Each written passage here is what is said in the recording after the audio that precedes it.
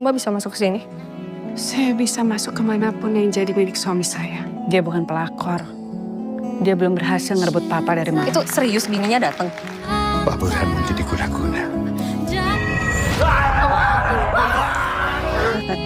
Bikin dia mati. Kamu salah menikahi dia. Dia itu cuma benalu yang numpang hidup sama kita. Bersih apa kamu sebagai perempuan?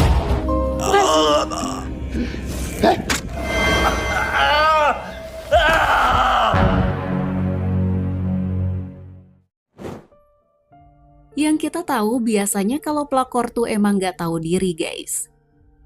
Bahkan apapun juga bakal ia lakuin demi menuhin ambisi dan juga keinginannya. Inilah yang dilakuin oleh Angel di film Guna-Guna Istri Muda guys.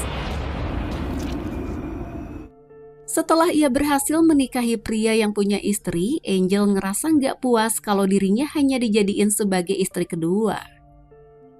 Dan oleh karena itu ia pun berusaha untuk menghancurkan istri pertama suaminya dengan cara mengguna-guna dan mencelakainya.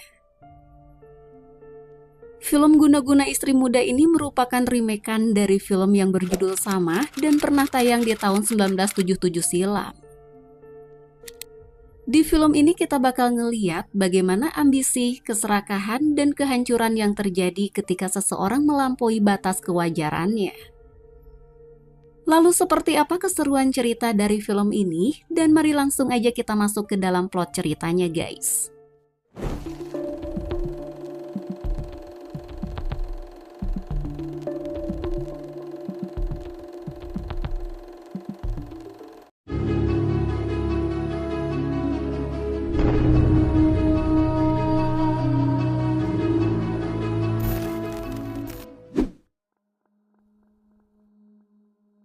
Film Guna-Guna Istri Muda mengangkat kisah tentang drama cinta terlarang tapi dibalut dengan kekuatan ilmu hitam. Film ini nyeritain tentang seorang istri muda yang berusaha untuk ngancurin sebuah keluarga dengan menggunakan ilmu guna-guna gitu guys. Jadi ceritanya diawali dari seorang pasangan suami istri yang bernama Burhan dan Vivian. Mereka adalah pasangan yang serasi, harmonis, dan cukup romantis. Tapi kebahagiaan rumah tangga mereka mulai goncang saat Burhan bertemu dengan seorang perempuan yang bernama Angel. Saat itu Burhan dan Angel pun saling jatuh cinta dan menjalin sebuah hubungan terlarang. Bahkan rasa cinta mereka yang begitu kuat ngebuat Burhan ingin menikahi Angel sebagai istri mudanya. Sebenarnya Vivian gak terima kalau suaminya ini mutusin untuk menikah lagi. Tapi pada akhirnya Vivian pun harus menerima kenyataan pahit kalau suaminya memilih untuk menikah lagi dan menjadikan Angel sebagai istri mudanya. Saat itu Vivian ngasih restu ke Burhan untuk nikah lagi dengan Angel sampai ia pun rela datang ke pernikahan suaminya. Ikatan sejarah masa lalu dan rasa cintanya yang mendalam pada Burhan ngebuat Vivian bertahan sekalipun ia harus dimadu. Tapi di sini Angel ngerasa nggak puas dengan posisinya saat ini. Angel nggak terima kalau dirinya hanya dijadikan sebagai istri keduanya Burhan. Ia ngerasa harus memiliki Burhan seutuhnya hanya untuk dirinya sendiri. Selain ingin memiliki Burhan seutuhnya, ternyata Angel juga menyukai seorang pria yang bernama Roy. Yang mana Roy ini adalah keponakannya Vivian dan ia juga bekerja sebagai kaki tangannya Burhan. Awalnya Roy sama sekali nggak ngerespon, bahkan ia pun menolak cintanya Angel. Tapi Angel nggak mau berhenti sampai di situ aja. Saat Roy menolak, Angel menggunakan ilmu pelet untuk memikat Roy sampai akhirnya Roy pun jatuh ke dalam pelukan Angel. Di sisi lain, Angel juga ingin ngancurin dan nyelakain Vivian. Angel nggak bakal berhenti sampai ia berhasil ngebuat Vivian mati menderita. Selain itu, Angel juga ingin menguasai hartanya Burhan sehingga ia berusaha untuk menghabisi Burhan dan Vivian dengan cara mengguna-gunanya. Untuk menuhin semua ambisi dan juga keinginannya selama ini, ternyata Angel bekerja sama dengan seorang dukun yang bernama Sumi. Sejak saat itu, Vivian dan Burhan pun sering mengalami teror yang sangat mengerikan dari kekuatan mistis yang dikirim oleh Angel dan juga Sumi.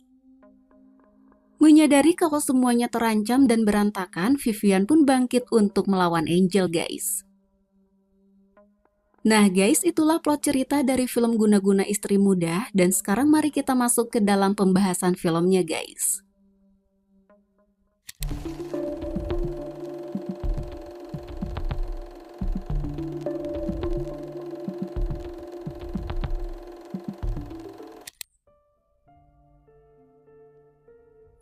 Guna-Guna Istri Muda merupakan film yang diproduksi oleh rumah produksi Falcon Black. Film garapan sutradara Robby Ertanto ini dibintangi oleh beberapa artis papan atas, seperti Lulu Tobing, Anjasmara, Carissa Peruset, dan juga Happy Salma guys. Film Guna-Guna Istri Muda ini hadir sebagai remakean dari karya klasik tahun 1977 silam. Meski film ini menggunakan pendekatan modern, tapi ia tetap menghormati esensi dari cerita aslinya. Dengan menggabungkan elemen horor dan juga drama, film ini menyuguhkan konflik emosional yang intens di dalam sebuah keluarga. Selain itu, film ini juga dipadukan dengan sentuhan mistis yang membangkitkan ketegangan. Film ini memperkenalkan karakter-karakter utama yang ngebawa penonton untuk menyelami konflik cinta, pengkhianatan, dan juga dilema batin. Dengan visual dan pengembangan karakter yang kuat, film ini menghidupkan kembali kisah klasik yang tetap relevan bagi penonton di masa kini. Film Guna-Guna Istri Muda mengangkat isu poligami sebagai salah satu konflik utamanya. Kehadiran Angel sebagai istri muda menciptakan dinamika kompleks dalam rumah tangga Burhan. Angel harus berhadapan dengan istri pertama Burhan yang bernama Vivian. Melalui cerita ini, isu poligami digambarkan sebagai pemicu konflik emosional dan sosial termasuk kecemburuan serta ketidakpuasan. Pendekatan horor dan drama memperlihatkan dampak dari keputusan-keputusan sulit dalam relasi pernikahan. Film Guna-Guna Istri Muda adalah cerita tentang ambisi, keserakahan, dan kehancuran yang terjadi ketika seseorang melampaui batas kewajarannya.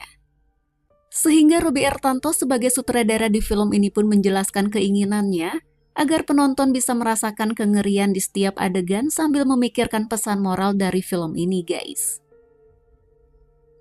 Nah itulah tadi plot cerita dan pembahasan dari film Guna-Guna Istri Muda. Kalau kamu mau tahu kelanjutan cerita dari film ini, kamu bisa tonton filmnya di bioskop yang tayang pada tanggal 28 November 2024. Dan kalau kamu juga punya pendapat atau mungkin mau nambahin info lain tentang film ini, kamu bisa tulis itu semua di kolom komentar guys. So, sampai di sini dulu video kita kali ini dan aku pamit undur diri. Assalamualaikum warahmatullahi wabarakatuh.